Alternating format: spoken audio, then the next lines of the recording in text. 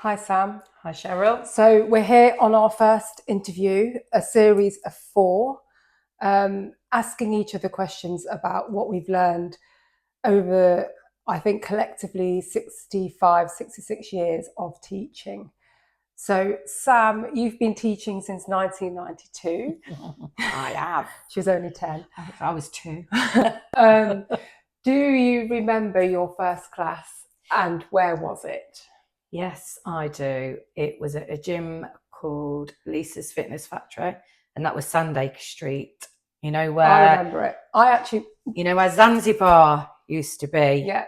Opposite Zanzibar, that was the gym, and it was Lisa's Fitness Factory. Did you ever go there? I actually went for an interview, and I can't remember why I ended up not teaching there, but it was very. I don't think I'd taught a class before. You weren't the girl that brought a packet of fags in and left them behind reception, were you, No. when you came for your audition? No. More likely to be a pint of cider. So tell me about your first class. So I'd been a member at this gym, and I'd been doing loads of different classes in between dance contracts, and I got asked to teach a class. So I was all excited, flattered by it.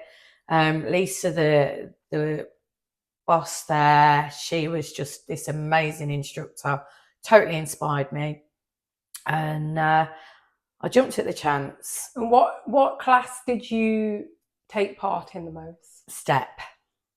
Standard. Yeah. The step queen. Yeah. So, yeah, I knew her routines inside out, and I knew I could do aerobics quite easy, but I was the instructor that wanted to do step. So she was like, great. So I had 6 weeks to get ready for my first class when the schedule changed, and taught the step class. Felt sick as a pig that day. Had diarrhea a lot. Yeah, Been stomach there. Yeah. churning, nervous, getting hot sweats, cold sweats.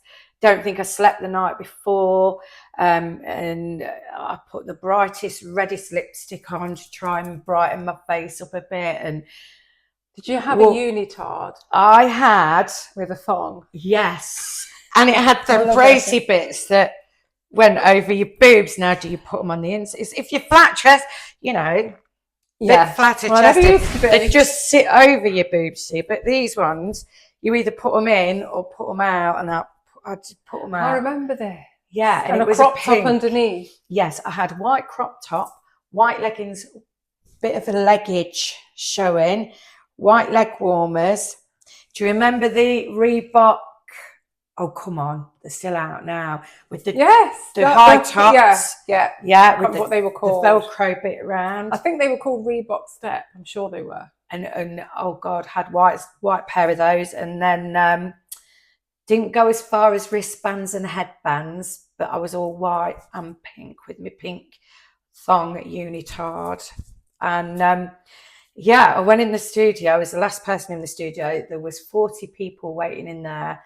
I was like a lamb to the slaughter. But they all knew you as a participant? Yes. Okay. Oh, and they'd been saying to me, oh, you're doing a step class. We're going to come. And oh, God, I wanted to die. And I stood outside the door flapping, and I'd got another instructor with me. She was like, come on, just do it. Go on, you'll be great. And I went in there and taught it to the best of my ability. Got my words mixed up a couple of times, got my left and right mixed up a couple of times. But on the whole, didn't swear, didn't fall off my step, didn't do anything really embarrassing, held it together. I think my top lip got stuck on my tooth a few times, you know, when I like that. That still happens. Yeah, when you're like dry. Yeah. And then I came out and I couldn't tell you what I did. So I love it. But did you get a good reception from the members? Yes, I did. There's nothing more frightening as an instructor when the members are familiar with a really good instructor. It's the worst, stepping into somebody else's shoes, even to cover for somebody. Oh, definitely. Even now, you kind of hide away at the stereo. So you've intentionally turned your back on the participants. Then you sort your mic out, you turn around and they're all staring at you. And you go, ta-da! Yeah. And I had that feeling again when we went back to class after COVID. Yeah. Really weird. Yeah. I turned around and I was like, yeah. And I welled up a little bit as well. And I was like, I never thought this day would come. I got to admit, I did feel like that. And it was a weird feeling because I was teaching majority of my classes in a sports hall, massive, huge sports hall.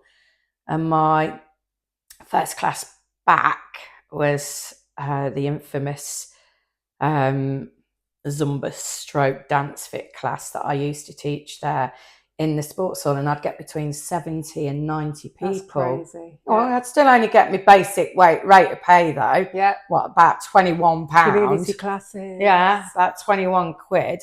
And they bought a stage for me. The leisure centre did. Yeah. Because people were complaining and can't see her. And so I thought, oh God, I've got to get on that stage.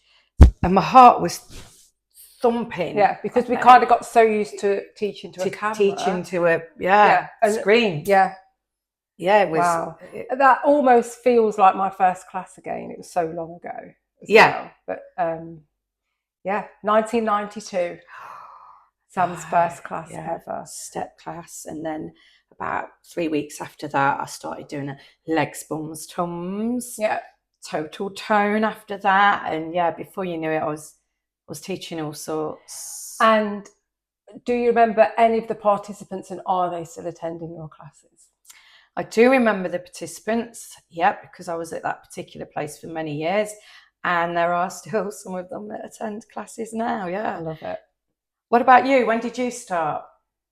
1998 was my first class. And I feel like, other than auditions, obviously did an audition for the club I'm still working at. And we team taught a lot because we were immediately put on courses for body pump, all the Les Mills classes, and we did lots of team teaching. So it was a kind of a bit of a soft beginning for me. But then when you first go in the studio and you've got nobody to blame for your mistakes, or you've got no backup. But it was at the same club I'm working at now, still some of the same members. And I just remember one particular member that was in body pump, and I kept looking over and she was like, and that's all I needed. It was just like a this, bit of a friendly face, a bit of support. Yeah. And she's still my mate, and I'll never forget that. Like a little wink and just little tiny segments of affirmation that you need as a new instructor. Do you remember, how did you feel when we taught the warm-up for Race for Life? That was horrible. That was like, no matter how many people. So there was about 4,000 people there. So at that same club, you're getting 30 people probably then in the studio every week. And then suddenly we're put in the middle of, was it Victoria Park? I did Victoria Park and Western Park. I think we did Western Park. We did Western Park together, but didn't we? But then suddenly you're elevated and looking down. And I was like, this is how Aerosmith feel. Yeah, I did. I felt like I was at Wembley Stadium a bit. Yeah, like rock stars. We did do that. Was really scary. Yeah, it is. It's. I think more scary for me because I was less aerobics than you. Oh, you've always been a lot more creative than me, and I was worried that I'd be putting my right arm out and going right, but everyone else would be going left because there's no mirrors. Yeah, so it was scary. Never thought of that. Yeah. And the next day we were centrefold in the Leicester Mercury, weren't we, with all pictures of us. And my dad rang me up and went, don't look in the newspapers, Sammy. And I was like, why? And he went, it's not a good angle. I'll post that picture. He said, oh, your backside looks massive. I was only a size 10 at the time. Fat shamed by my dad. So that was the first class. So 1992 and 1998. It was good times. Mm.